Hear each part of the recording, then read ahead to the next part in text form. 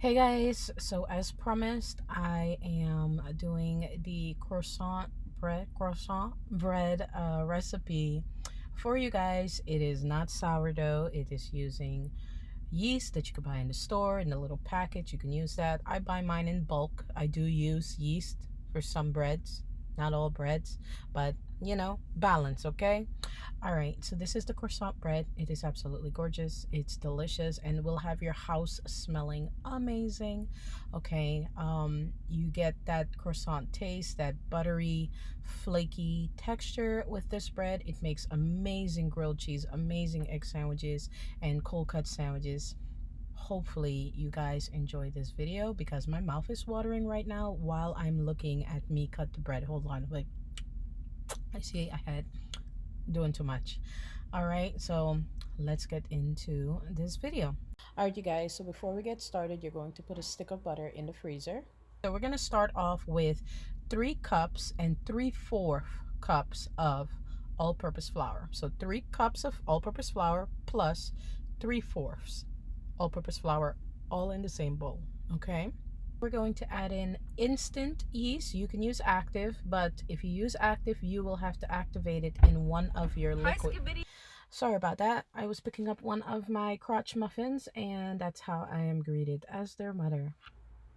All right, you guys, so once we have our 5 teaspoons of instant yeast in there, we're going to add in 1/3 cup of either cane or white sugar. You can choose either or, just not brown sugar. Mix this up really well, and the next thing we're going to do is add in our liquids. Make sure all your liquids are warm. You don't want anything super hot or it will kill the yeast.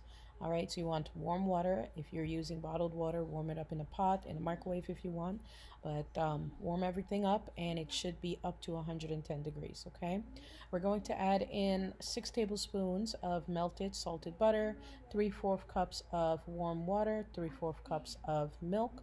Okay, and you're going to mix this up using either a wooden spoon, a spatula. I'm using a Danish dough hook to do this, to make like a little rough dough. And then we're going to add in our salt, and I'm adding in 1.5 teaspoons of salt. I'm using kosher salt. You can use non-iodized salt, however you say that word, for this. Okay, I feel like the iodized salt does something to the bread. It kind of messes up the texture, so I just use kosher salt, pink Himalayan sea salt, or just regular table salt. Now we're going to mix this up as best as you can with your spatula, or if you have one of these types of dough hooks, go ahead and use that. Okay, scrape off any dough that is on your spatula or on your dough hook, and then you're going to go in with your hands and knead your dough for about 5 minutes. You kind of have to knead your dough if you want that, that pull apart, that kind of papery ripped effect. Not papery, but you know what I mean. It has like a texture that's gluten. So the kneading process creates the gluten, the connective fibers, I would say, in the bread. So knead it for 5 minutes. As best as you can. If you have a KitchenAid, I have a KitchenAid, put it in there with the dough hook and let it go for about 5 minutes until the dough is smooth. Okay, if you're having issues with the dough sticking to your fingers, get a bowl of water, wet your fingers, and now you can do some stretch and pulls, just like sourdough almost. So stretch and pulls, and that's also going to help build up the gluten in the dough so that your bread comes out, nice with proper, bread texture. That's what we're looking for, especially since we're making a croissant style bread. This is not a real croissant, because I'm sure somebody's going to come in the description box and say this is not a croissant. It's not a croissant. It's a croissant inspired loaf of bread. Okay, it's supposed to taste like one, smell like one. It's just not a single little croissant. Okay, all right, so as you guys could see, I'm kneading it till it starts to form more of a smoother dough ball. And this is a good sign to let you know that the gluten is building up in the dough ball.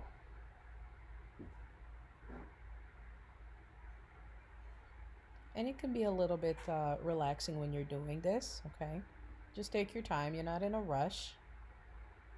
Once you get that dough ball formed and mixed, you're going to cover this and let it rise in a warm place for 45 minutes or until it has doubled.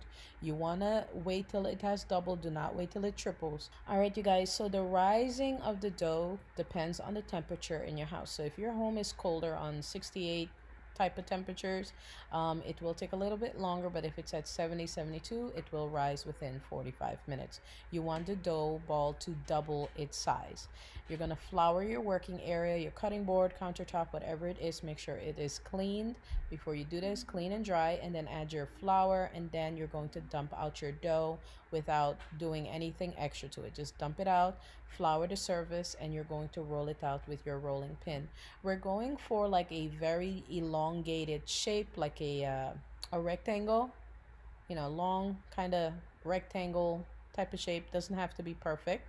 And you're just gonna gently roll this out. We want the length of this to be about, I want to say 18 to 24 inches in length, okay? The thinner the better, but you don't want it too thin or else it's going to be too hard to work with. Let's just say the thickness of your dough should be about 1/4 of an inch. You can measure that.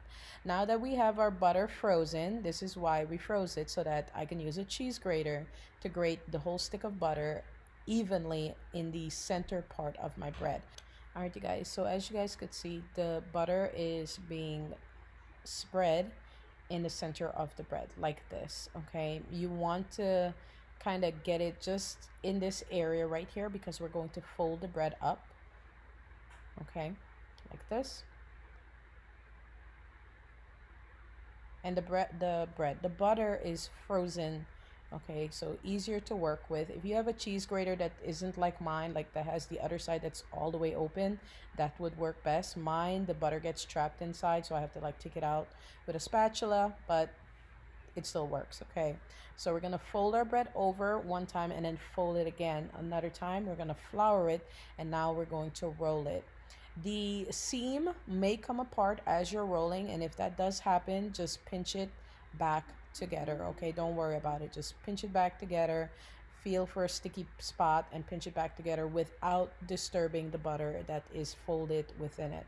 If you feel as though your dough is sticking to the countertop or your cutting board, lift it up and put some flour underneath it. This is just to help keep it from sticking on the countertop. Okay, you're going to roll the dough out to 1/4 of an inch in thickness. Okay, and it is going to be a little bit harder than the first time we rolled it out because of the cold butter in the dough. But take your time and roll it out. It's going to come out perfect, I promise.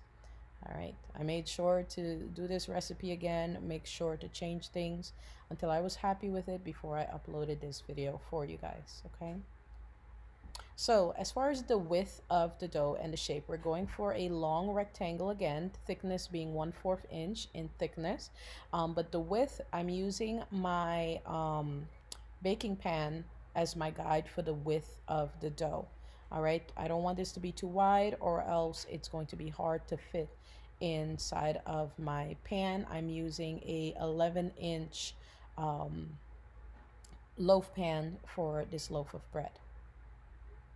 So I'm gonna get my pan, just kind of see where it's at. You want it to be about a 1/2 inch or an inch smaller than your loaf. And the reason for this is to allow for space for it to expand, okay?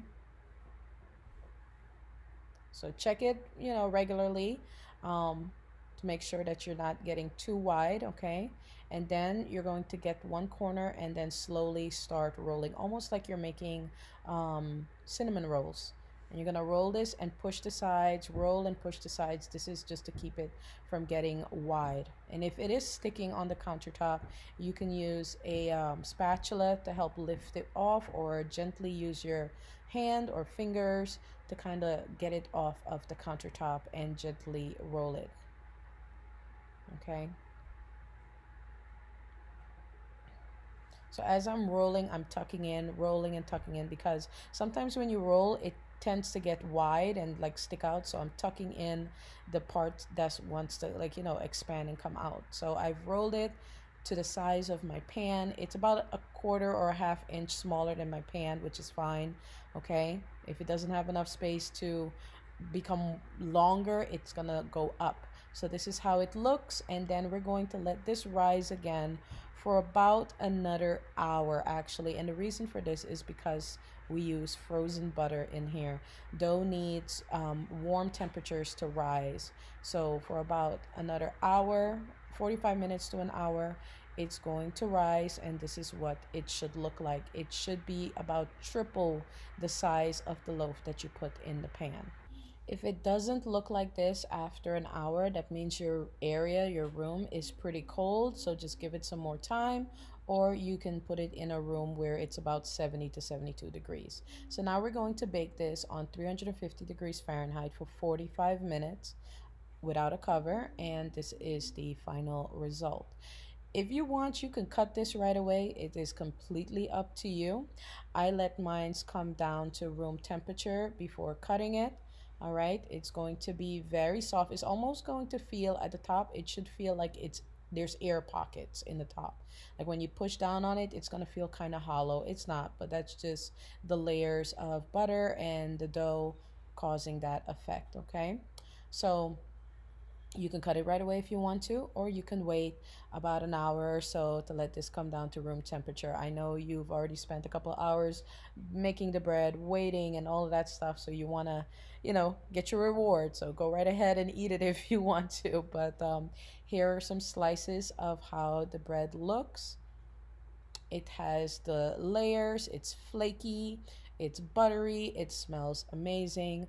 Thankfully, my kids were able to bring some to school and have their friends test it out, and they also said that it tastes like croissants just in bread form. So I didn't add eggs to this recipe on purpose because I did, and I didn't like it when I tried it another time.